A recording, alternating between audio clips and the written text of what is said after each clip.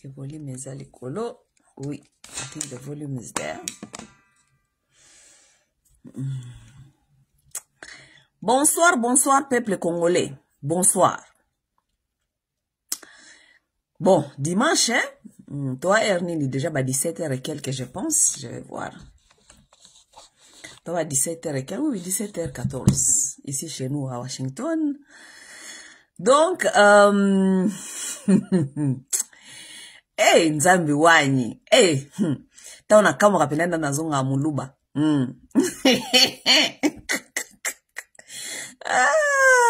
Kuka mwana chilube za gelengi. Taona baka Nzambi wanyi. Hey, Nzambi wanyi. So wakipendanga na bike, hey, Nzambi wanyi. Ça veut dire pendeza ya makambu ya kukamwa. Penza ya kukamwa makambu tozogole. Ezogole kana mukilioyo. Seuls les noirs, les Congolais ne voient rien. Tana bi makamba muluba moko abimiawa. Ruby King. Ruby King.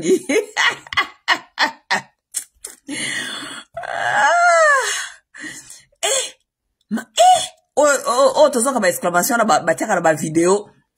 Ya ba africain mikolo yo kababi. Oh, makambu tozoko mona na mokilo ezaka makambu embele. Tika to enjoy père moko. Tika na moko na zoka na vacances. Na enjoy moke parce que ce qui to landa na makambu mokili oyo.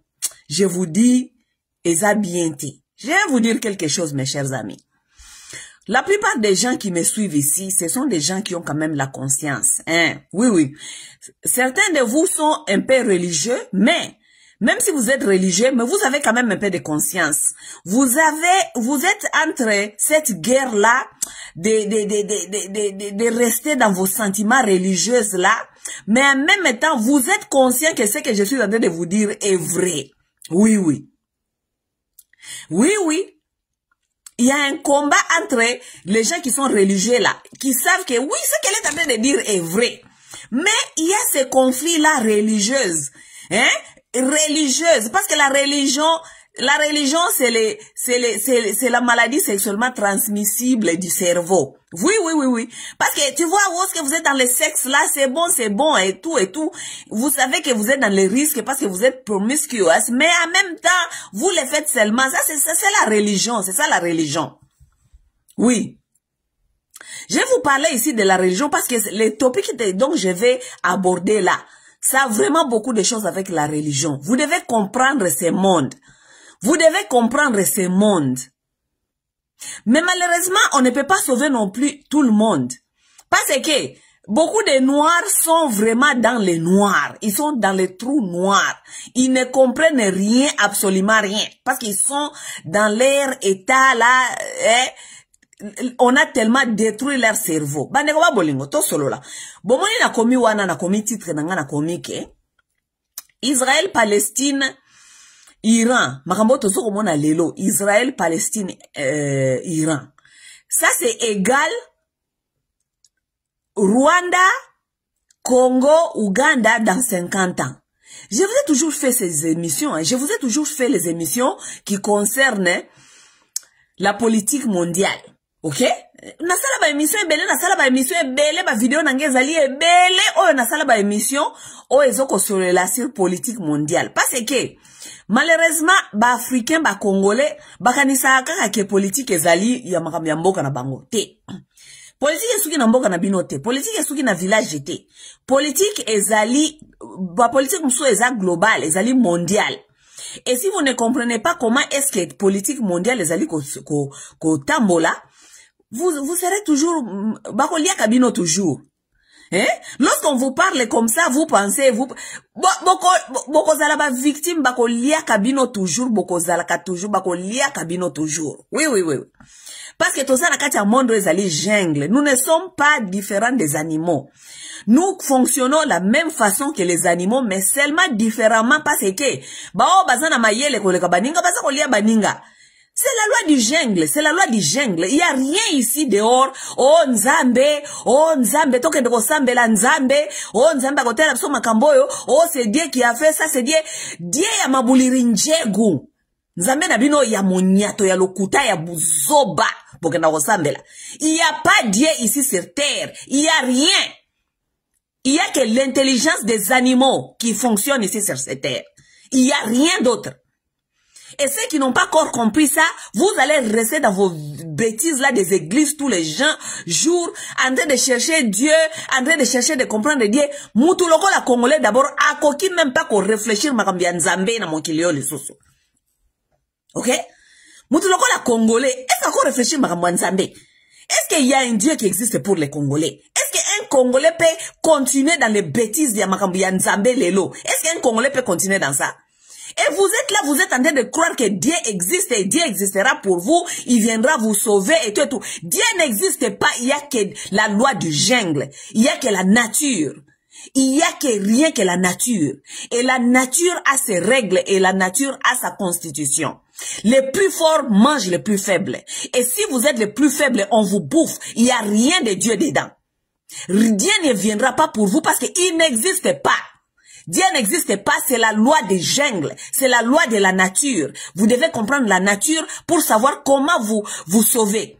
Même les arbres, même les arbres connaissent comment se protéger. Vous savez que les arbres qui sont ici, qui sont plus intelligents que certains des humains, et surtout vous les noirs, les arbres sont plus intelligents que vous. Parce que les arbres ici dehors, parce que les arbres ici ont évolué avec le temps. Allez comprendre, allez voir les documentaires sur la nature, vous allez comprendre. Les arbres se faisaient manger. Avec le temps, avec l'évolution, l'arbre a pris l'intelligence. L'arbre, arbre mususu est comme un bololo. Et comme un bololo, pour se protéger, pour nyamate manki banini yango. C'est seulement l'homme noir qui n'a pas évolué, qui ne comprenne rien. Ya zaka kawana zoze la kaka nzambe, ata nzete ezana mayele koleka mutu mwindo. That's how ridiculous this fucking shit is. Si l'arbre est devenu plus intelligent que l'homme noir, il y a un souci avec l'homme noir. Parce que c'est seulement l'homme noir qui n'a pas encore compris, la loi du jungle, la loi de la nature.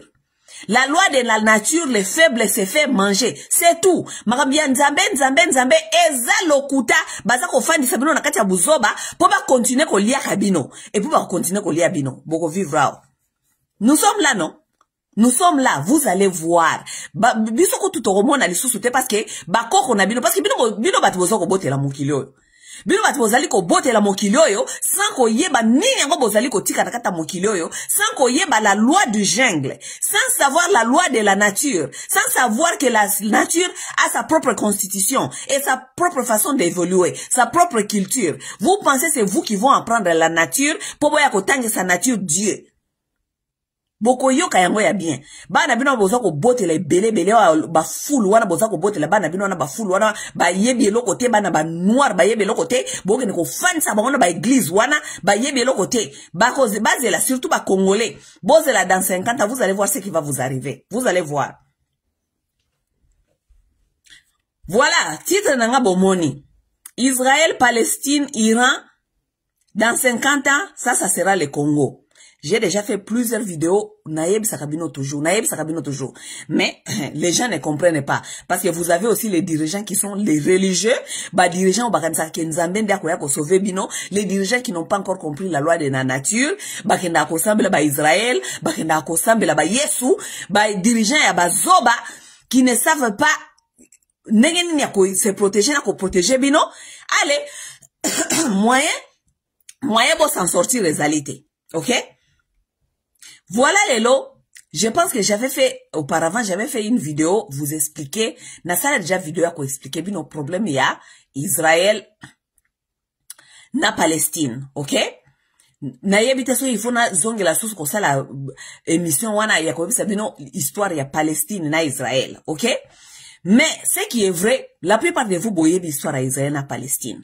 Histoire à Israël, na Palestine, Israël est un pays qui fondé en 1948. L'Israël que vous voyez là, c'est un pays qui a été fondé. Hein? Fabriqué yango na mindele. Fabriqué pays wana, kiko tia yango na kati ya monde arabe. Oui, na monde arabe pourquoi? Parce que, mindele anglo-saxon, impérialiste, Ils doivent contrôler tout sur ces terres. Oui, oui. Balingo contrôler makamunyoso. Alors, pour s'infiltrer, koya kokota na kati ya ba monde arabe, parce qu'il faut pas contrôler ba arabe, balingo contrôler ba tunyonso, balingo contrôler tout le monde. Pour s'infiltrer, ba kota na monde arabe, ba créer soi-disant État o babengi Israël. Israël yangwana mgomsusu ba Palestiniens balamuka kana tongo boye bamona kaka boyale ba ko renforcer bango à partir de lelo awa ekomi Israël. Ok, ba na minduki. Balo bakababi mutu asimi mandoki batuna kambula na yete, n'est-ce pas? Ndengwana de ba créer Israël. Ba Congolais ba komisa Israël soi-disant pays anzambe, toko kende kuna kosambela, le peuple choisi. Ba Israélien soi-disant ba Israélien oyo bazalaka na Europe, oyo Hitler aboma, oyo ba kenda ba Israélien a Europe wana ipare Hitler aboma. Boyebi ke ba Israélien wana. Ba kenda na ba mokili ko tambola parce que tango Hitler abengana ka bango aboma ka bango. Ba mususu bakota kana ba bato, ba ye awa na ba Amerique, bato na bango ekitaka awa na New York. Ba Amerique bakanga porte. Baboya bakotawa. Bakenda ko trembale lokola mopepa kaina na monde moko te luka ko bango. Est-ce que Amérique, lorsque les Juifs sont arrivés ici na New York, na babato na bango wana ba Américain baboya kokota bango awa, est-ce que c'est parce que Amérique n'avait pas l'espace? Il faut vous demander de vraies questions. Est-ce que c'est parce que l'Amérique bazanga ki espace ou bien place à couper ça? Amérique mboka munene boy. Ezanga ba espace à couper ça soit disant israélien espace ba fanda ba comme sango lokola mboka na bango. Bazanga espace te. Ba pays européen nyonso. Ezanga ka espace à couper ça batu oyo ko yebisa bango ke lelo à partir de lelo ko mboka na bino. Bazanga ka espace te. Mais ba keye oni babandi ko luka ok lokola ba américain na ba anglais ba yebi ba anglo-saxon ba ngonyoso ba yebi ke no tozana ba agenda na biso na mondo ezali ya ko contrôler lokola tolinga to contrôler monde arabe tozo ko zwa façon te ya ko kende kuna ko contrôler ko yeba ninga ko s'infiltrer kuna to kende ko créer batu oyo espace na kati ya Palestine to kosa bango ke histoire elobi ke bazalaka awa to tia bango awa pona biso to s'infiltrer kuna to koma kuna to contrôler monde arabe. Ndenge wana mboka wana ba créer yango. Au fait, Israël bomona ka Israël wana binu bokoma osambela binu ba Congolais ba zoba ba bolole bokoma osambela ba na ba noir ya ba africain bokoma ko sambela Israël bana ba israélien mboka wana ba créer yango ezali même pas pays, ezali base militaire ya ba américain na ba anglo-saxon na kati ya monde arabe. Tala eska ba kena ko placer yango ba placer yango na place moko chintoko stratégique po ba yebi ke place wana soki ba kosidi soki ezali Israël ezali pays ya ba innocent batu ba génocide bango ba kekuna ba pesi bango espace na bango po ba fanda place na bango moko etetu ba histoire ya lokuta ya manipulation. OK. Mais biso ba anglo-saxon toko pesa bango mandoki toko pesa bango masasi comme ça biso to contrôler monde arabe. Nde histoire wana ya Israël bomona kana Israël neng bomona kana ça ce n'est pas un pays. Israël ezali base militaire ya ba anglo-saxon na kati ya monde arabe. J'ai déjà fait beaucoup des émissions pour vous expliquer cette histoire. Israël wana bomona kawana ezali pays te, ezali base militaire ya ba anglo-saxon na kati ya monde arabe. Stratégiquement bien placé pour ba yeba ke bakoki ko frapper ba arabe anytime.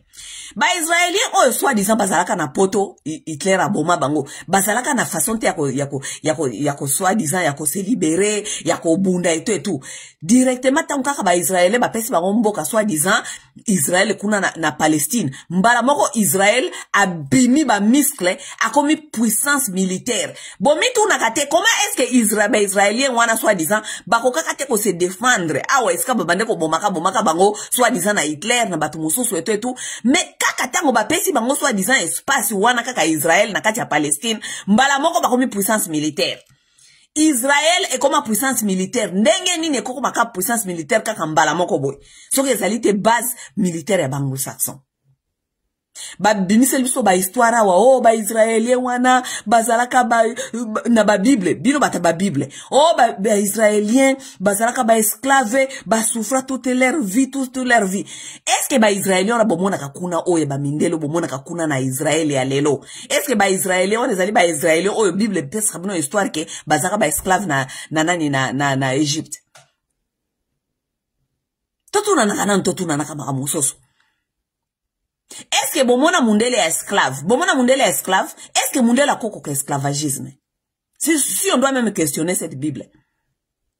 Soit disant ba Israélien wana bazalaka ba esclave, ba longwaka na Égypte, ba kei, soit disant bazongi babandi kozong ba s'éparpiller bazonga epai na bango. Ba Israélien o babetela kabino masolo balbina bino ke bazalaka ba esclave na Bible. Tokende tozonga est-ce que Israélien oyo azali kuna lelo na Israël oya mundele ya posomo ya pembe est-ce ka kozala esclave? Histoire ya esclavage boye bake batu mingi bakanga baona esclavage za histoire batu mwindu seulement. Parce que mutu mwindu azali le seul humain capacité ya kosala esclavagisme. Ezali te parce que auto se moquer na biso. Oui, tolo ba vérité monsoso. Parce que na ba place neti ba Égypte, est-ce que moye ezalaki makasi? Est-ce que mundele akoki kofanda na moye? Bomitu na ba vraie question. Est-ce que mundele akofanda na moye? Mundele akofanda na moye te parce que akozwa cancer ya peau. Ça veut dire que ba mindele wana soit disant bazonga Israël wana basoi ba mindele ba mikomisa ba Israélite wana baza ba faux Israélien baza ba Israélien d'abord te. OK? Parce que soit disant na histoire na bango ya esclavage na Égypte et tout mundele oki jamais ko ça l'esclavagisme.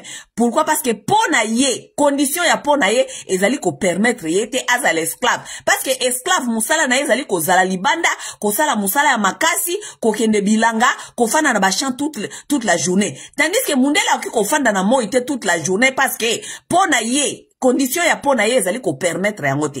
Ça veut dire les seules personnes batum oyo bakika ko sala musala wana esclavagisme soit disant musala ya libanda ya moi ezali mutu azali na mélanine lokola ya biso parce que azana protection ya moi. OK? Deuxièmement, mundele akosala esclavagisme, mundele nenga zali wana mundele azana makasi na makasi physique.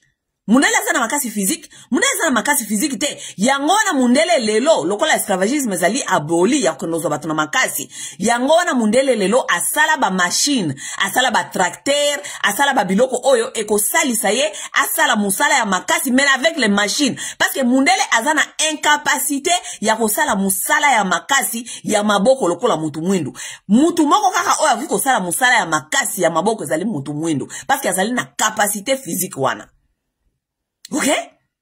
Bakenda ko créer les biso ba Israélien soit disant ya mindele bakenda ko bamba bango na Israël ko kata e Palestine ko tia bango kuna pona ko former les biso base militaire ya ba anglo-saxon po ba yeba ko bombarda ka ba arab ba bomba ka ba arab ba kosa kabino ba fadisa kabino na kati ya ba église bino bo continuer ko sambela nzambe bango bazali ko sala plan bazo sala o babenga ka politique ya jungle. Politique à jungle ça veut dire que on mange les plus faibles. Les plus forts mangent les plus faibles.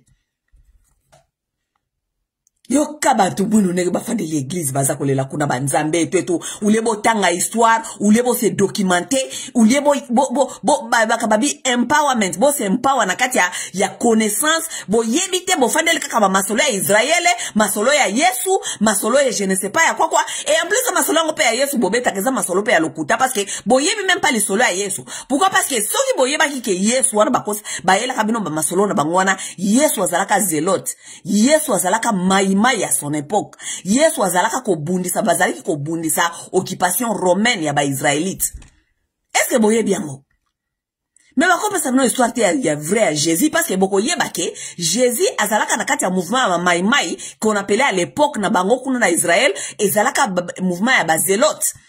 Bako beta no histoire wana te Bible eko pesa no histoire oh Jésus beta embata koto yo zongisa koto yo Jésus alingi bolingo tandis que Jésus histoire na ya vraie histoire ya Jésus ezalaki ke bazalaki ba Israéli lorsque l'Israël a été envahi par les Romains Romains bayaka ko envahir bango zalaka occupation.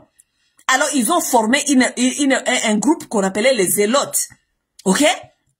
Alors Jésus ezalaki parmi ba zélotes. Bazako bundisa occupation ya ba Romain. Oui. Tanga bato. Baili bino Bible wana, bo fanda kuna nakata Bible, bo sambelaka. Mais vraie histoire, bo yebi ba vraie histoire te. Bozo weba ka ba histoire ya Jésus, ya bolingo, ya ko pardonner, je ne sais pas quoi. Il y a rien de Jésus, il y a rien de Dieu dedans. Nzambe azalaka te. Écoutez-moi bien. Nzambe na bino wana basa ko kosa kabino mikolo nyonso, les dieux n'existent pas. C'est la nature et rien d'autre. Vous comprenez? C'est la nature et rien d'autre. Et la nature a sa constitution, la nature a sa façon de faire. Les plus forts mangent les faibles. Bino ba faible, bozoko zela Yesu, na Jésus, na Nzambe akobik sabino, akoya kate, Nzambe na bino a exista kate, azali Nzambe mabulire njeku, c'est du n'importe quoi, tous les jours. Les dieux là n'existent pas. Ou on se prend en charge, on prend la conscience, on se prend en charge ou rien. Même les arbres savent se prendre en charge. Même les arbres savent se prendre en charge. Tous les animaux savent se prendre en charge, sauf l'humain noir. Sauf l'humain noir. Qu'on est venu mentir, ba pesi biloko ya lokuta, ba nzambe, ba bible, ba biloko bele. Il n'y a pas de Dieu, il n'y a que la nature. Il n'y a pas de Dieu, il n'y a que la nature. Regardez, observez comment est-ce que la nature marche et vous allez comprendre comment est-ce que la nature marche et vous saurez comment vous sauver. Congolais afandeli kaka Nzambe. Est-ce que Nzambe a coexisté pour na Congolais lelo na makambo azo ko traverser na vie na ya lelo? Est-ce que Dieu doit exister pour un Congolais? Est-ce que Congolais akolo ba makambo ya Nzambe lelo na zongo na bazoba ba bolole bazo ko continuer ko kenda kana ba église comme même kana bana ba ona ba église ti lelo? Est-ce qu'il y a plus bête qu'un Congolais? Même les arbres sont plus intelligents qu'un Congolais. Hein? Avec ce qui vous arrive aujourd'hui, est-ce qu'un Congolais doit continuer à aller dans l'église? Est-ce que ce Dieu-là existe? Il faut vous demander des questions. Il faut vous demander de vraies questions, Congomani. Il n'existe pas, Dieu n'existe pas, comprenez la nature. Comprenez comment est-ce que la nature fonctionne, c'est tout. Vous saurez comment vous en sortir, c'est tout. Peuple moko ya zoba, peuple moko ya kizengi. Parfois on se demande, est-ce qu'on doit continuer à parler à ces peuples ou bien on doit les laisser disparaître? Un peuple douru comme ça, un peuple douru est appelé à disparaître. Bozali appelé à disparaître. Comme les Égyptiens, les Israéliens noirs qui étaient dans l'Égypte, les Égyptiens noirs qui étaient des pharaons, ils ont disparu à cause de la stupidité de l'homme noir qui n'a pas encore compris la nature. Il cherche, je ne sais pas, on vient lui vendre toutes des philosophies, ya Nzambe, tout ça, ya zana kati ya buzoba, baninga bazako sala baosala, comment on appelle, la politique du gène. Les autres font la politique du jungle. Bino boza ko sambela Nzambe. Boza ko zela Nzambe. Israël ya ngwane yaki ya mukie boy. Ba mindele ba réfléchir. Nengeni ba okota monde arabe. Nengeni ba kokene ko contrôler monde arabe. Sinon so ba pesi ba tikeli ba arabe terrain vide. Ba arabe ba kokoma makasi. Parce que ils n'ont pas pu conquérir ba arabe côté culture. Pourquoi? Parce que lorsque les blancs, écoutez-moi bien. Parce que bino de bazoba, bino de babolole. Botanga histoire, botanga même science, bamindele bangomoko même base reveal yango. Il n'y a pas plus de 8000 ans que l'homme blanc a apparu sur cette terre. Vous comprenez? Allez les lire. Ce n'est pas moi qui va vous dire que les premiers Asiatiques, les premiers Européens, tous les premières personnes de naba place nyoso bazalaka batu mwindu. Il y a 8000 ans seulement. 8000 ans. Que la race blanche a apparu sur cette terre.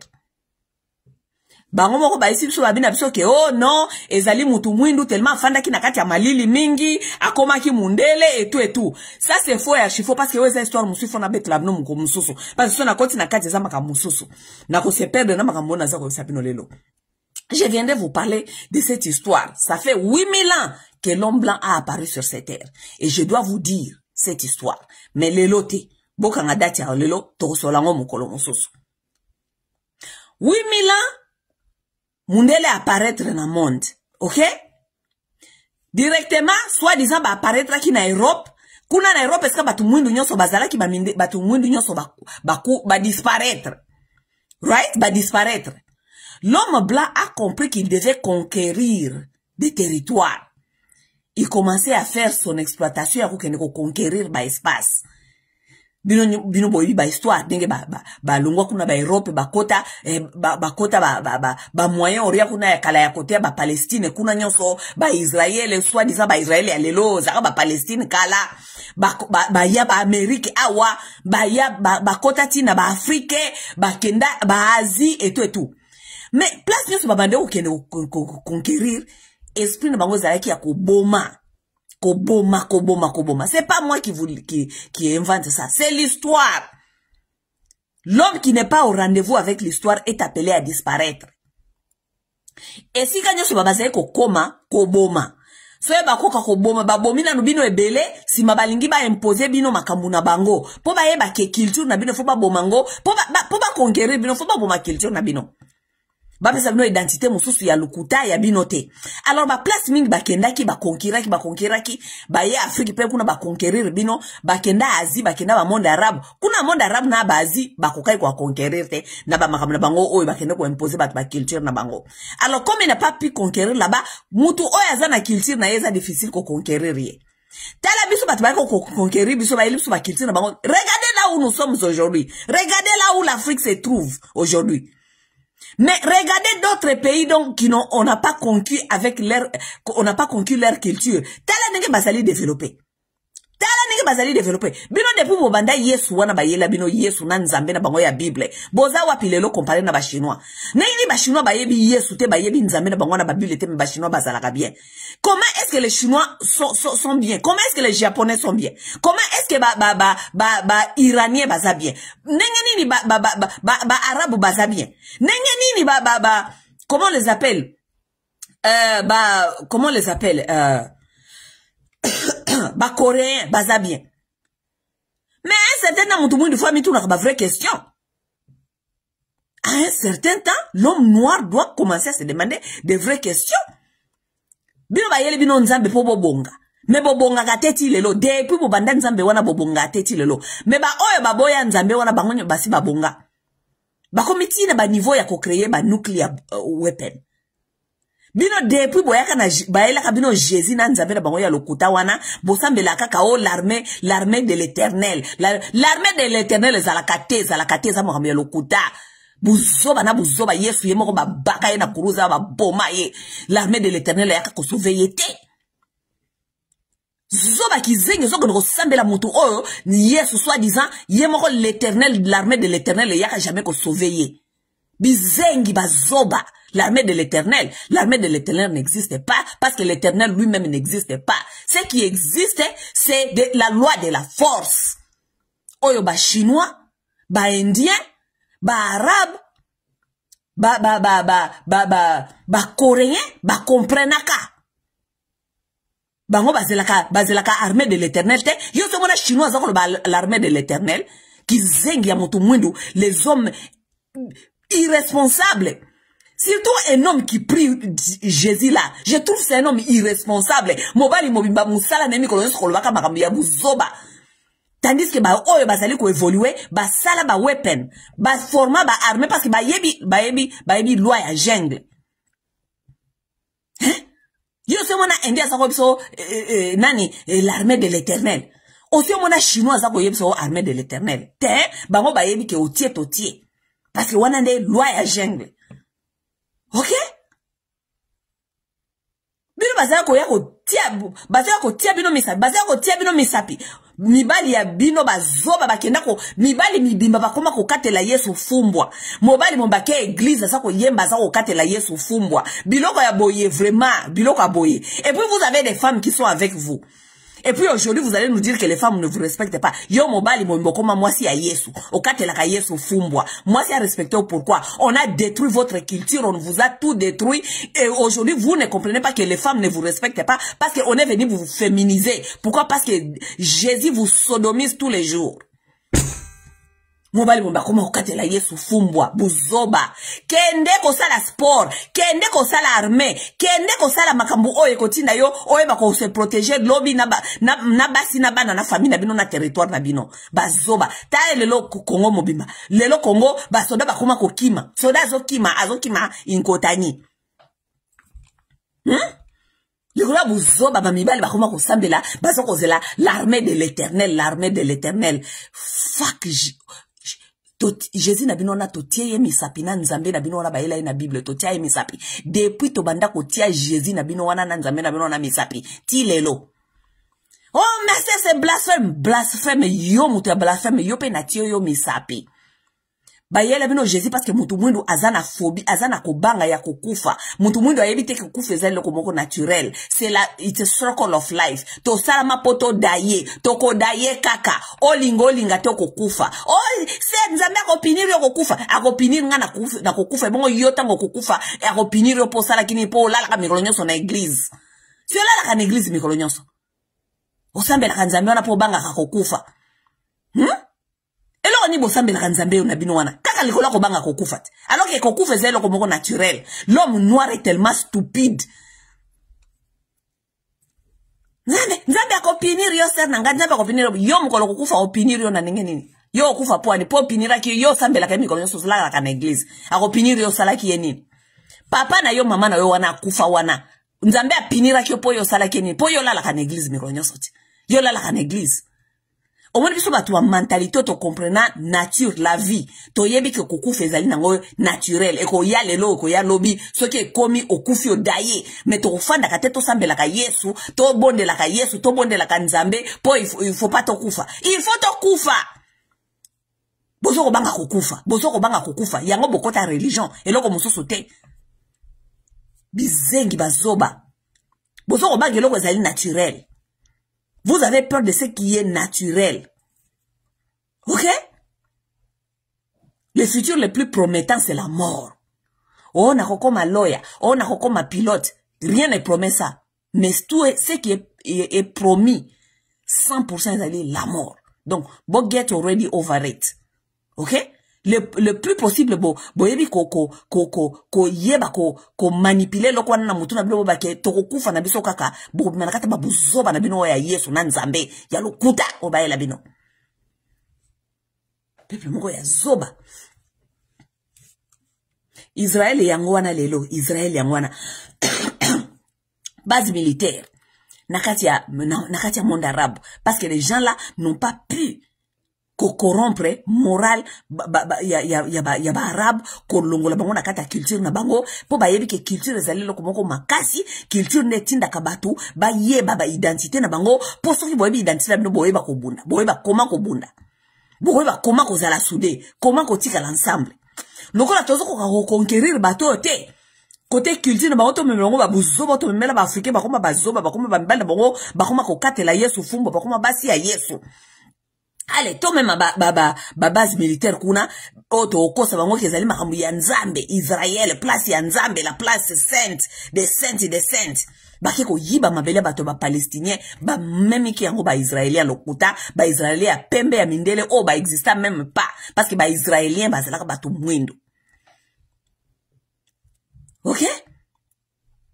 Siko Israël wana ba pesi yango siko yoka Israël wana ba pesi yango siko e koma ko vimba mapapu Israël ya mukebo embala moko ebandi ko panzana vimba Israël ezalaka mukebo e Palestine mwa munene ba iska kote batikala Palestine mais muke oka Israël oh tozoko vimba toke kozwa oyo parce que tozali ko se protéger toke kozwa oyo mukili nyonso zo otala kaka mukili zaka kotala baza ko yeba te kezali stratégie ya base militaire ya anglo-saxon na kati ya monde arabe lelo taleska pa Israël komi Israël sakana kakana lobaka kama kambuka Israël ko ya ko bombe yo lokola ya ko bombarder yo lokola donc yo ka minzoto zo ko ya likolo Palestine lo ba mukebwe ba bombe ba mukili nyonso za kotala kaka ba anglo-saxon bango wana ba mindele na ba américain ba anglais ba français tous ces gens là bana ba romain parce que les gens qui ne comprennent pas l'empire romain il faut qu'ils nous apprendre sur l'empire romain il y a beaucoup de documentaires sur l'empire romain ne disparaîtra mais empire romain et kabwana ba français ba belge ba anglais ba américain tout ça bana ya ba romain ba empire romain. Oui, bango wana ti lelo bazo ko continuer ko contrôler le monde.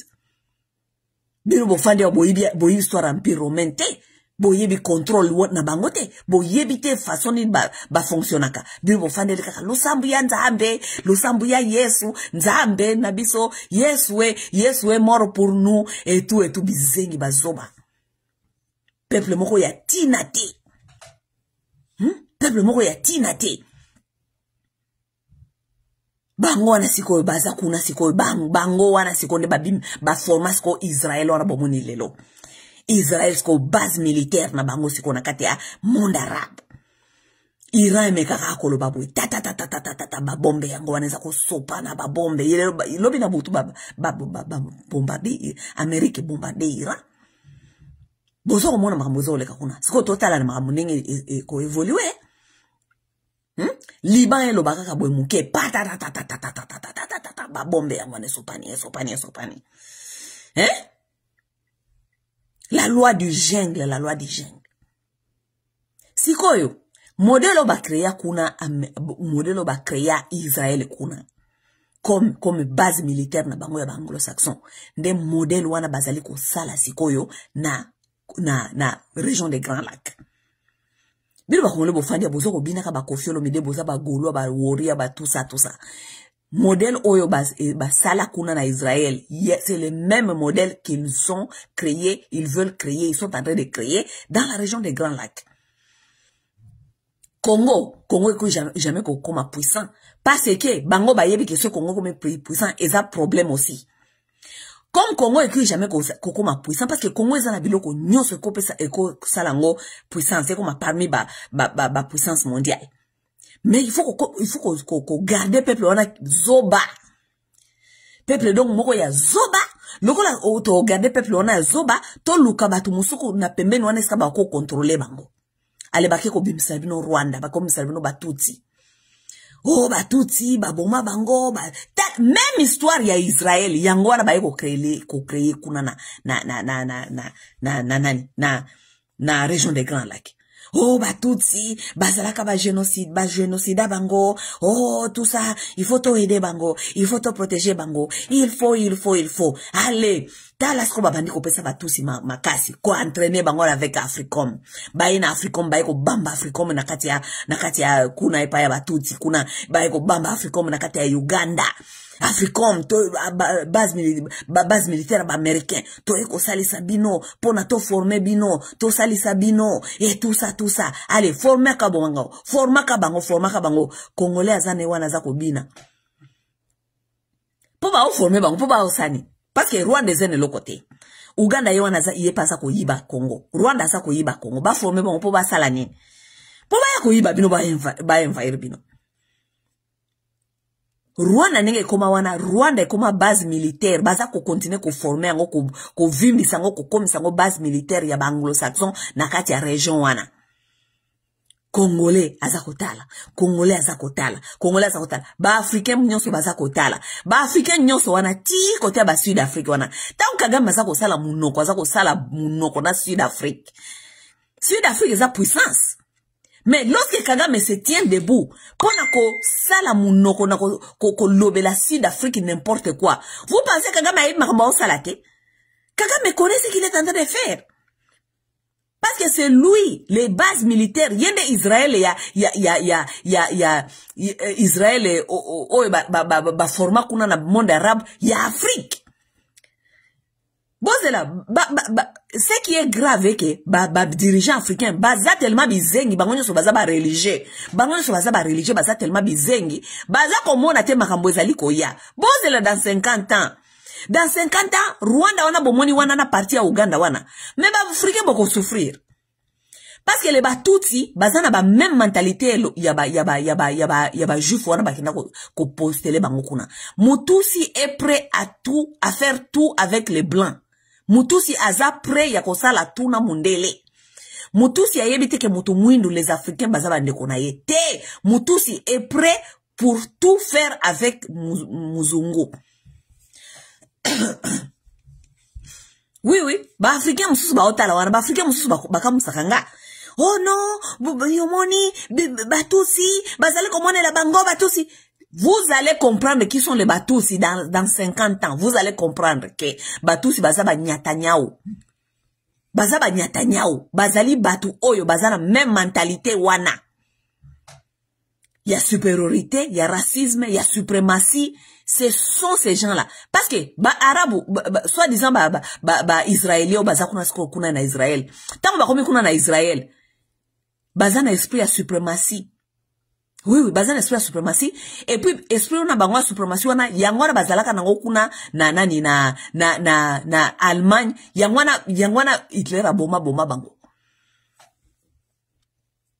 Tant Hitler a bomi bango ba kei na ba Europe place musu balinge kozwa bango te po ba yebe esprit na bango wana balinge kozwa bango te baki ko bamba bango na kata monde arabe kuna na monde arabe siko lokola bango bakansi bazali ba homme supérieur koleka batu nyonso bakomi ko boma batu nyumusoso lokola bako boma bino bwana tina te bako boma bino. C'est la même mentalité qui adopte les Batoussi. Ne vous inquiétez pas, Batoussi baza bazo bate, Batoussi bazali ko étudier makambwana nyonso Israël a sala, bakoma ba adopta mentalité wana, ba yebi kezali mentalité qui marche. Les Batoussi ont adopté ces mentalités-là. Batoussi bazali ko adopter mentalité wana bino na Congo kuna na président na bino na babizengi na bino babibali na bino babizengi boza ko bina ba mususu babine la wera mabe ba mususu babine la kofi mabe ba mususu babine la soki wario na ngorio mabe ba mususu babine la ba pasteur mabe ba mususu babine la Yesu mabe. Bozela, vous allez comprendre dans les années à venir. Nous sommes là, nous vous regardons. Biso toza déjà tosto kufi na biso, oui, parce que vous faisez na ngwe comme naturel. Biso toza tosto kufi na biso. Mais bana ya ba congolais o ba koya. Ba komona ka ba vidéo biso toza ko sala toza ko prévenir bino. Bana bino ba congolais ba ondotala ba photo na bino awa ba papa o bazalaka ba bizengi ba papa mibima ba kenda ko sambela Yesu bakatela ka Yesu fombwa. Bana na bino dans 50 ans vos enfants seront conscients parce que mon mukili ekote ya bango ba koma na conscience. Tant que vous avez conscience, vous allez trop tard parce que vous avez déjà serviteur, esclave à mususu. Parce que mutasi mi mando ki batu naka agi na yete. Vous comprenez? Bana bino bako zala esclave batu mususu. Mais bako bana ko mona biloko bande ko sala bande ko sambela. Mais bako ba que à l'époque là, il y avait des gens qui vous disaient déjà la vérité qui étaient dans ça bolingi te bako ba ki bako ko mo bazara bazoba. Si tu bino ba mibali oya kotiaka ba poste oya ya kokina ko sambela ka mikolo nyonso bana na bino vos enfants vos grands enfants auront honte de vous oyo koko na ngaza ko kina ko sambela za ko lelaka Yesu za ko ningisaka loketu na nzambe apesi mboka lokola Congo oyo za puissant et cause la potentiellement puissance mondiale mais za ko kina ko zela éternel et l'armée de l'Éternel. C'est l'armée de l'Éternel et à ko sauver. Voilà ce qui arrive aux Congolais. Bakongomani, tous là dans 50 ans. 50 ans de toute façon, bison sonyo tozalia, bison so génération omonia ande tozalia. Tozalia juste to kufa kina biso. Ba na bino de ba okoksa peut-être wana ba okoksa ba 70 ans, ba okoksa peut-être ba 50 ans, ba na bino wana nde ba koyeba kibabi. Comment est-ce que tokoma kiawa? Nzoka ndozakana bakoko abizengi. Ne vous inquiète. Na esa bino batu mwindu toujours na bino bango écoutez, lokola bino bolinga ka histoire te. Botala histoire ya Égypte. Les gens qui étaient en Égypte avant, où est-ce que vous voyez que les Égyptiens bazalaka batu mwendo? Les Égyptiens bazalaka batu mwendo. Les Égyptiens qui habitent aujourd'hui là-bas, ils ont Égyptiens ya Kalatena ba Égyptiens ba Bible. Ba Égyptiens bazalaka kuna za ba Égyptiens ba Européens wana bazalaka côté ba Grèce wana côté ba Grèce wana ba kati sa Méditerranée wana ba ya ko envahir batu mwendo. Po batu mwendo batu ya distraction. Batu ya kobina batu batu ya loketu. Excusez-moi. Batakobina bataluketu. Eza invasion ya ba arabu wana ba turke ba dini wana nyusu bazalaka kotona bakati sa wana baya ko sala invasion ba bengana bino. Lelo batu bazali ko bénéficier na ba œuvre ya bakoko na bino batu mwindu. Ba pyramide batu bazali ko bénéficier na ancienne civilisation. Eza ba égyptien ya pona biso le sosote. oh nani soki Moïse ayaki kolongola bana Egypte na kati ya esclavage po amema bango na kana etu Moïse na bino wana alongola ka batu na esclavage. Pourquoi si bino batu mwindu bomitu na ka ba vraie question te? Moïse na bino alongola ka ba Egyptien soki na esclavage akenda kana bango akomi place alobi akende kosambela po azwa inspiration nzambe tanga zonga akuta bango ba osani bakoma ba wario na bamboario parce que ça nature ya mutu mwindu. Moïse akiko sambela po nzambe apesa ye direction sika komema bino batu mwindu oyo bayeko benga na bino na bato ba moyen orient kuna bakati si bayeko ko envahir bino na Egypte. Moïse akiko koluka inspiration azonga boye akuta bino bato les gens qui étaient des esclaves ou les ba se discipliner tout akuta bino na kata buzoba na kata promiscuité na kata sexe akuta bino boza ko mela boza ko langwa boza ko bina boza ba waro na bambwaro ya makila ya bakoko. Lorsque l'homme noir prendra conscience de son état nde mukolo l'homme noir akose ba ko se libérer. Tant que boyebi ko prendre conscience ya état na binote ya nature na binote bokoye ba ka jamais ko se libérer parce que koyeba nature ya mutu po yeba nini ya ko gérer nature na yo koyeba nini oko se comporter oko se conduire wana nde babenga ka libération. Vous serez seulement libéré les jours que vous allez comprendre votre nature et comment est-ce que maintenant vous allez commencer à vous comporter et comment vous en sortir. Parce que balobaka boye boyoka ngabie oyebi mutu ya mokili azana ba capacité na ba défaut. OK okoza na ba insuffisance babenga ngo biloko zangi. OK mutu nyonso na mokili azana biloko azana ngo na biloko azana ngo te. Ko fande la te biloko yo azana ngo déjà naturel nzambe apesa yo. Non. Yeba koyeba eloko nini ozangi po yeba ko travailler eloko wana ozangi poko ma bien na eloko ozangi. Batu mingi sikoyo bakanisaka ke soki nga nazana ba capacité oyo nafandela kaka ba capacité nanga te wana babenga comfort zone. Vous n'apprenez rien dans le comfort zone. Vous ne devenez pas meilleur dans votre confort. Vous pouvez seulement devenir meilleur na eloko oyo ezali eloko na yote me ose challenge ko ma bien na kati. Siko mutu mwindu ayeba kawana te. Mutu mwindu akanisaka ke mwa ba capacité ba pesa ye physique ayebi ko sala boye ça lui suffit. Mais physique bako peso physique mais mutu ozana mutu bongo na yo eloko malongeza na kati te. Ce qui est très très vrai. Oita mundele ayaka na Afrique. Azaki ko étudier batu, azako eba au étudier ba comportement parce que soit mutu badi ko étudier comportement na yo partir ba comportement na yo ako yeba soka sali yo guerre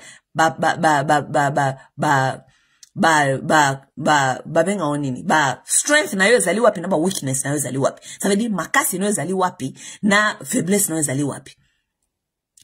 Ba étude mingi ba mindele ba sala sur ba noir. Mutu mwindu lelo alobaka kaka oh no baloba bongo po balingaki kaka lokola balingaki ba esclavagiser biso. Non, ata soki balingaki ba esclavagiser bino, ce sont les études que nous ne devons pas ignorer. Nous devons comprendre pourquoi ils ont dit ça. Soki otali lelo makamu mingi bamindele babande koloba sur biso eza ya solo mais biso tozonka na esprit esclavagisme ule toyeba kosala ba étude lisusu ya ko réévaluer makambo balobaka totala soki photo corriger beto bongola to komisa kaka esclave ya victimisation o ezalaki kaka ba esclavagisme balingaki basala biso boy. Na sala déjà vidéo moko na bisa batu mwindu boy na bisa biso boy na bino ke mutu mwindu nzambe apesa ye ba capacité na ye apimela ye pe ba makamususu comme si mundele pe nzambe apesa ye ba capacité na ye apimela ye pe makamususu. Soko tali l'homme noir botali eta ba étude allez même lire sur certaines études scientifiques. Mutu mwindu nzambe apesa ye capacité physique. OK? So il va apesa capacité physique pas nécessairement ba opesa capacité à cerveau na bongo. Wane komi na lobite batu mundu nyonso bazana maele te. Non. Parce que lorsque on parle tolobaka en général. Ce n'est pas veut dire que parce que tolobike na Congo eloba nango Gisèle na yoka Gisèle ndalobi bongo Gisèle Chal. Aloba ki abi tant tolobaka na Congo tolobike Tango balobaka babi Congo ezali parmi les pays les plus pauvres. Ce n'est pas veut dire que Moïse Katumbi n'habite pas au Congo, n'est-ce pas?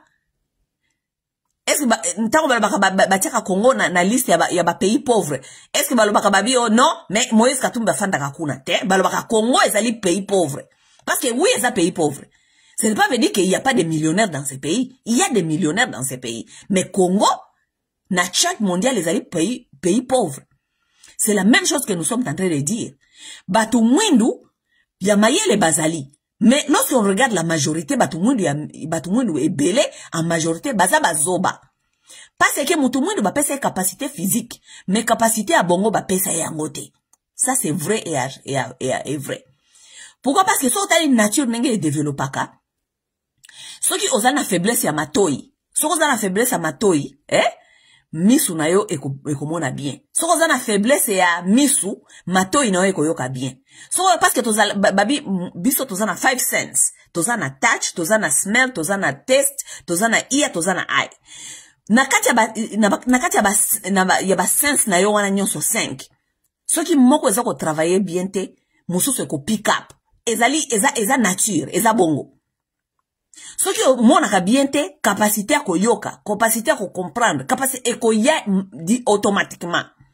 Ce qui monaka te, capacité à ko feel, capacité à ko test, capacité à ko, something is gonna have to pick up. Ça c'est la nature. Nzamene ya sala bongo. Nature. Tango abi nzamene na roba nature. That's nature. Nature sala ka bongo. Ce qui ba pesa ki yo cerveau te, ba ko pesa yo capacité physique. So ki ba pesa ki yo capacité physique okozala na cerveau te. Mutu Mwindu nano a comprendre makambo wana te parce que Mutu Mwindu azana kata buzoba, azana kata makambo église, azela ka Jésus ya rosa la nyonso. OK? L'homme noir a été donné la capacité physique. L'homme noir, yango monaka na monde, comme les autres ont tellement compris les choses, ils ont compris qu'ils peuvent aller prendre l'homme noir comme ça esclave parce que c'est quelqu'un qui n'a pas beaucoup de cerveau. Il réfléchit pas beaucoup. Bakotie na kata makamoko kaka yako blackmail ye émotionnellement, émotion na ye comme belé azana capacité mingité à réfléchir au-delà des émotions, mais physique azanango. Bako ça les programmes ko fandi ça est esclave toute sa vie parce que capacité physique azanango ya ko sala musala wana azanango. Vous comprenez? Mais Mundele azana capacité physique te. Nzambe apesa Mundele capacité physique te. Yango moni mingi soki totali ndenge ata monde ezali ko évoluer, soko tali na ba génion so physique, soko tali sport. So tali swimming, mutu Mwindu ata sala ka swimming te mais soki akoti na ba jeka ba swimming ba mindele ye mutu akoganye parce que capacité physique eza makasi. Basketball ezali dominé par Batu Mwindu. Football dominé par Batu Mwindu. Anything physique et loko nyonso ezali physique ezalaka dominé par Batu Mwindu. Même golf ezali jeu mindele mais dominé par Batu Mwindu. Batu Mwindu ba la capacité ya makasi. Tennis, j'ai mindele, mais Batu Mwindu nde bazali na capacité physique nzambe apesa mutu Mwindu. Mais capacité ya awa, eza mingite, cerveau muke, makasi. Mundele siko capacité physique azana ngote. Sikoyo, mais capacité ya mutu azana ngo ebele makasi. Et puis cerveau openda kaka ya jungle ya koyeba ndenge ya ko survivre na kata jungle. Mundele azana ngo. OK? Siko taleska Mundele azana mayele. Mundele ayebi ki azana capacité physique te. Mais pourquoi est-ce que Mundele na kati ya société na ye atia ba jeu physique pona ko entraîner bana na bango capacité physique na bango ekoma mwa malamu. Yango mona ba Mindele batiaka bana na bango mingi na kata sport. Kokotsa bana bango na ba sport, kendo sala boy. Ba yebi na bango ke bana bango bako bima na bango te ba meilleur na ba sport wana. Parce que soki sport wana mutu Mwindu aya ko dominer kaka. Mais ba yebi ke ezali insuffisance na bango. Donc baza na capacité wana te.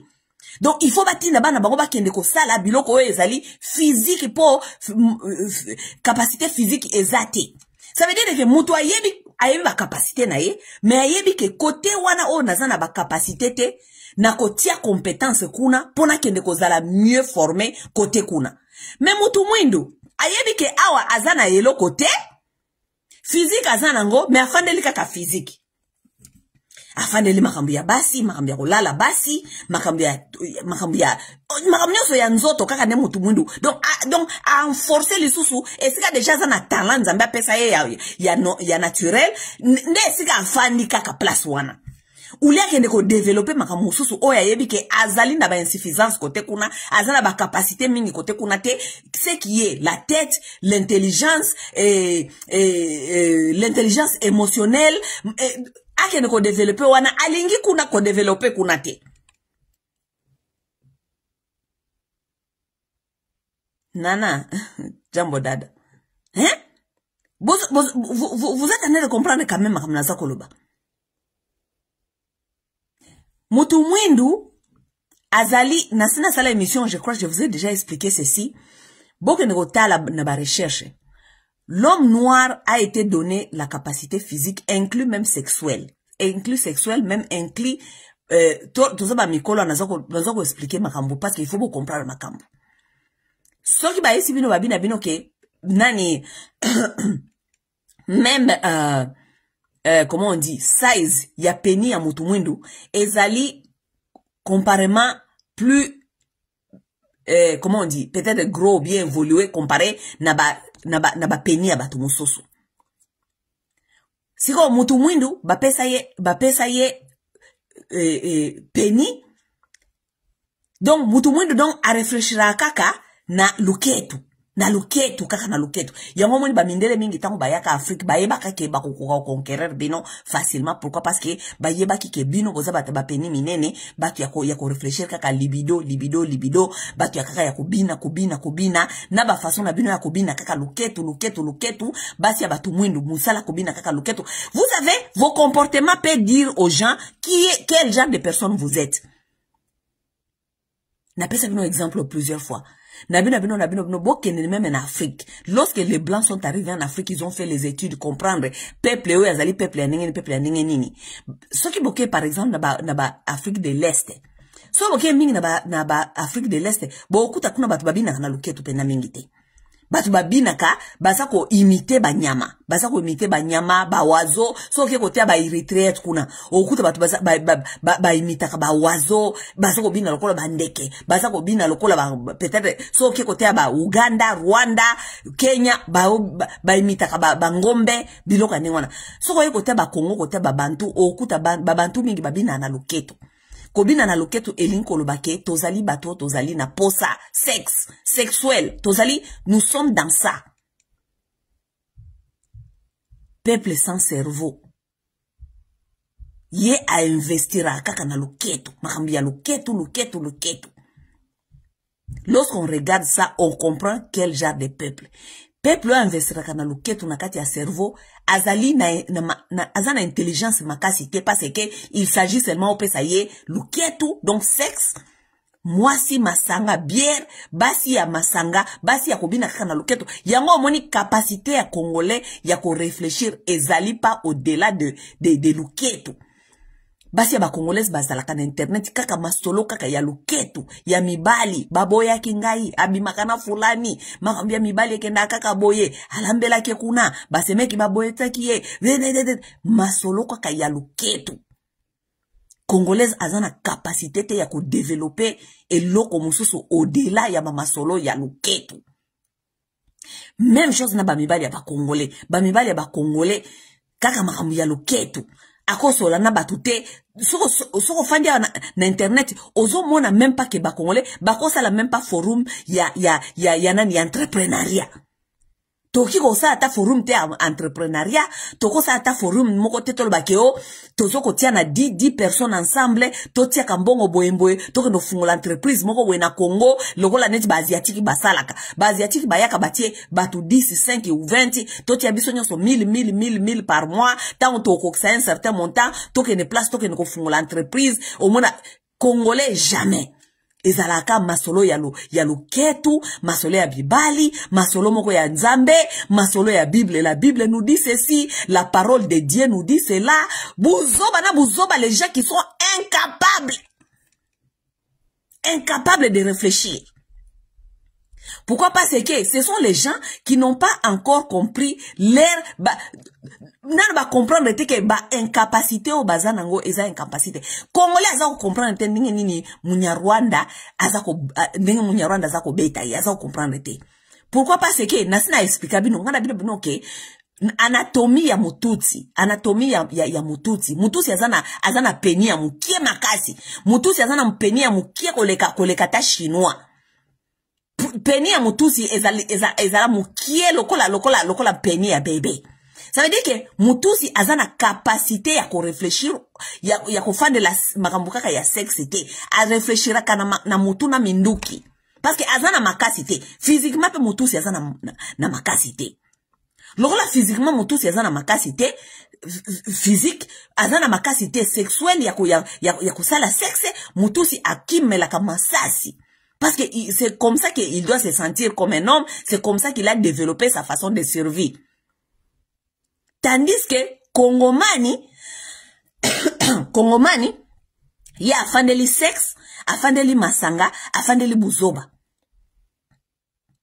Quand est-ce que vous allez comprendre cela? Est-ce qu'il faut église pour comprendre les choses qui sont naturellement faciles à comprendre? La nature est en train de vous montrer ce qui est là, qu'est-ce que vous pouvez faire, comment est-ce que vous devez vous adopter avec ça. Comment est-ce que l'homme l'humain s'adopte à la nature? Comment est-ce que l'homme s'adopte?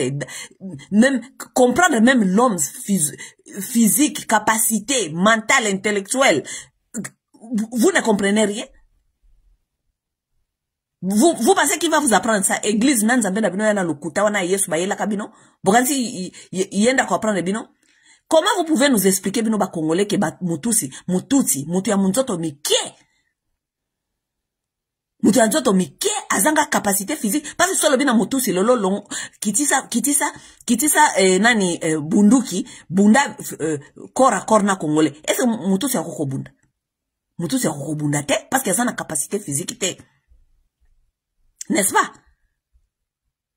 Si pourquoi vous ne vous demandez pas comment est-ce que Mututsi a comme il est capable ya kimisa mutu azala capacité physique? Pourquoi? Parce que le Congolais n'a pas encore compris qu'il doit développer sa tête. Il doit développer sa tête au-delà, il y a Luketu. Il doit développer sa tête au-delà, il y a paresse mentale. Paresse mentale et fadisi ba mibali ya ba Congolais na ba église. Po ba zela kanzambe, Yesu, akoya kubunde la bango. Voilà où nous en sommes. Et si on continue comme ça, parce que c'est comme ça qu'on va continuer, parce que de plus, bozo ko mona bino awa, batu mobimba, ti lelo, bozo ko komemaka bana na bino na ba église, bozo ko sambela kanzambe, est-ce que kongola ko sambela nzambe lelo? Nzambe o wapi? Nzambe o ya ba Israeli, aza ko tinda ba Israeli, baza ko zo minduki ba okendo ko bombarda ka batu nyonso, nzambe na bango ne bozo sambela. Ne nzambe aza ko pesa ko makasi bango nzambe apesi bango makasi ya ko sala ba minduki. Nzambe o bozo ko zela ko salisa bino.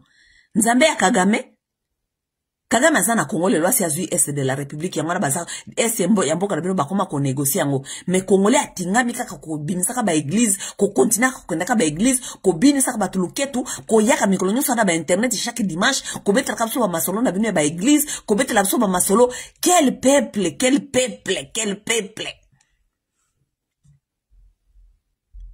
et vous voulez que nous on vienne nous identifier à ça? Et lorsque nous ne voulons pas nous identifier à ça, on nous appelle que nous sommes des arrogants. Donc, pour ne pas être arrogant, on doit venir s'identifier aux médiocres. Aux gens qui sont médiocres jusqu'à...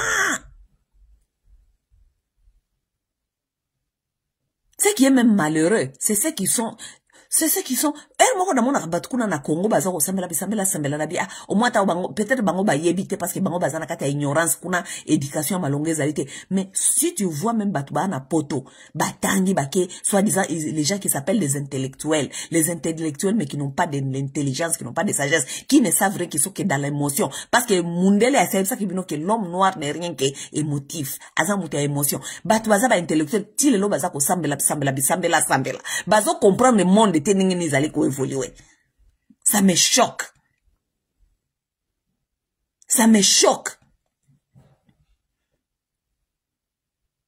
Congo ezali kokende kokoma lokola Palestine. Congo ezali kokende kokoma lokola Palestine. Bino kanisi kofanda kosalaka banalise kolobaka kofinga o tofingi Kagame. Kagame nazwaki azui est ya République awa. Ba Congolais babimi 2 semaines même pas après bazongi na kati ba wario na bambwario. Bake kena ba concert.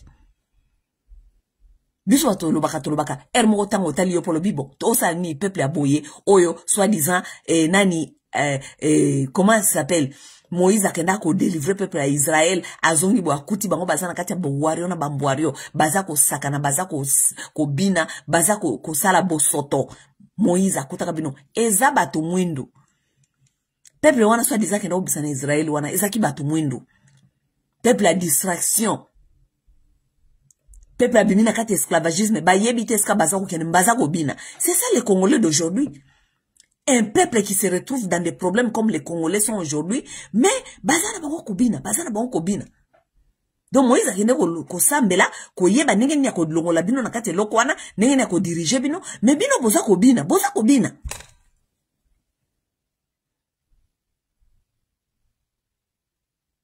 50 ans.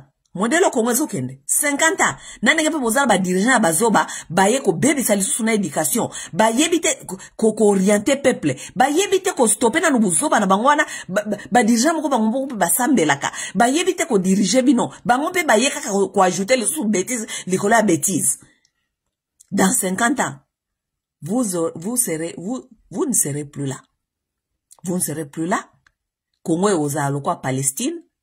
Oba pese oyo lelo Israël ezalaka wana muke Israël vimba e panzana ti ezui ko Palestine mobimba Rwanda pe yango ezali wana Amerika ezana se eza ko vimbisa ngokaka bangwana bakomi ko négocier soit disant bazo négocier ba est Rwanda za ko négocier est biso tozo tala kaka.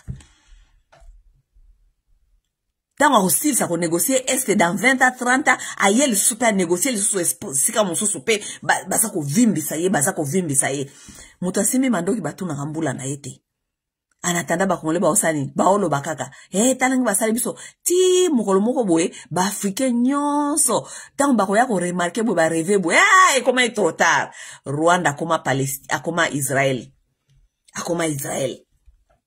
ce qui Afrique d'ici de mekika ka bo paya. Papa.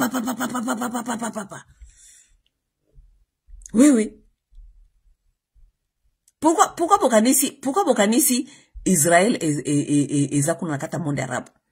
Nasi no eza base militaire ba anglo-saxon. Pourquoi? Parce que il faut comme base la ba minduki de bango wana nyonso sur place. Parce que by the time Iran soke lobby boy Iran lobby ba américain ba banda ko déplacer ba minduki de bango kolongo ati ko koma kuna Iran et ozwa moi temps. Donc, bayebi ke à partir de Israël, on a bako décharger. Base militaire. Même chose ils vont faire en Afrique. Rwanda na Uganda, base militaire na bango. Base ko vimbi sa bango ba ovini bango nzora de bango ba fandi na se. Moko l'Afrique d'ici de mekika kolobaka kaboy. Ba olala ka bala moy ka ba pandi bino. Mukolo Maroc lobaka kaboye ale ba matisi wa ba pandi yango nenge wana mais ba tetan ba dirigeant africain ba comprendre le système wana Rwanda na Uganda ekozala eoza 50 ans lelo te parce que ba dirigeant bazali wana na bana bango bakoya na ba successeur na bango nyonso baza ba religieux. Et lorsqu'on est religieux, on est stupide. Lorsqu'on est religieux, on est blindfolded. Boza na sentiment à religion. Boza au moins na teke nengene mokilizali ko évoluer nengene politique. Ya ba anglo-saxon politique ya les plus forts mange les plus faibles et zali. Bogoye bangote. Lorsqu'on est religieux, on ne voit pas ça. Lorsqu'on est religieux, on croit qu'un Dieu va venir, je ne sais pas d'où, venir vous sauver. C'est ça les religieux. Lorsqu'on est religieux, on est là, on ne voit même pas que le Vatican, c'est le premier envahisseur de son pays. Toza wana mukolo bakaka ke Vatican de envahisseur na bino. Ba Congolais bango moko bakoboma bino. Parce que ils sont là, ils ne savent même pas. Rwanda c'est rien comparé na Vatican na kati ya Congo. Parce que Vatican nenge zali wana 40% ya ba école ceux qui primaire, ceux qui secondaire eza ya bango. 60% ya ba école ceux qui secondaire na ba université eza ya bango. Ba entreprise belé, ba champ, ba nini, ba building eza ya Vatican na Congo. Mokolo nini boko yebisa ba Congolais ke o ezali invasion. Mokolo nini boko yebisa bango bongo. Mokolo yebisa bango bongo ba Congolais moko ko boma yo parce que religion de eyaka ndenge wana eza invasion mais na ndenge ya panyapuliza allié à popoli mopepe. Allié à popoli mopepe. Vous pensez que le Rwanda c'est pire? Le Rwanda n'est pas pire. Le Vatican c'est pire. Et le Vatican c'est l'Empire romain. Vous savez que le Vatican c'est l'Empire romain? Il faut aller lire sur l'Empire romain, vous allez comprendre. Mais non, l'Empire romain est venu après qu'on boma qu'on envahir bamboka, qu'on envahir ba monde, Empire romain, et ya lokola sango, bana mibali balataka jupe. Bana mibali balataka jupe, baza gentil, basolaka mingo moka ya mike, ya malembe, beaucoup mona bango suspecté, baza batmalamu. Faire comprendre ça maintenant à un Africain. Oyo azana capacité te na mutu ayebi kaka wario gorio na kosala sexe. C'est difficile, hein? Biso batu mususu, nous on aura fait notre travail, hein? Lorsque la mort vient, on part. Nous on n'est pas ici pour na kubanda kubonde la kanzambe na bino na salité à lokuta ke oto kufate to kufate. Non, lorsque la mort viendra sur notre porte, on sera prêt à partir. OK? Bino nde boko continuer ko bonde la kanzambe na bino wana beaucoup fate alors que boza ko vivre na kati ya lifelo créé par ba sataniste bango moko bazalia ba kosa bino ki baza ba bloko ya nzambe parce que la personne qui ne respecte pas la nature, la personne qui ne respecte pas la nature, qui tue la nature, yende satana. Ba satana bangwana ba ya ba kosa bino baza batu ya nzambe balata ba jipe ba ya ko envahir bino na façon nyonso ba bomi identité na bino ba bomi bino bangwana de bobu fungola maboko. Vous allez continuer à souffrir. Nous on sera déjà parti. Baba yo me bana ba Congolais ba kotika boy ba ke dans 50 ans. Makambo bazale ko mona ya Iran, Palestine na Israël yangwana okoma na Afrique. Yangwana okoma epai na biso Congo uzala Palestine. Bosakani ba bombarder bino Bosakani ba bombarder bino parce que vous êtes des naïfs, vous ne vous êtes pas préparés, vous êtes des gens qui sont appelés à disparaître. Bosali appelés à disparaître pour boza bazoba.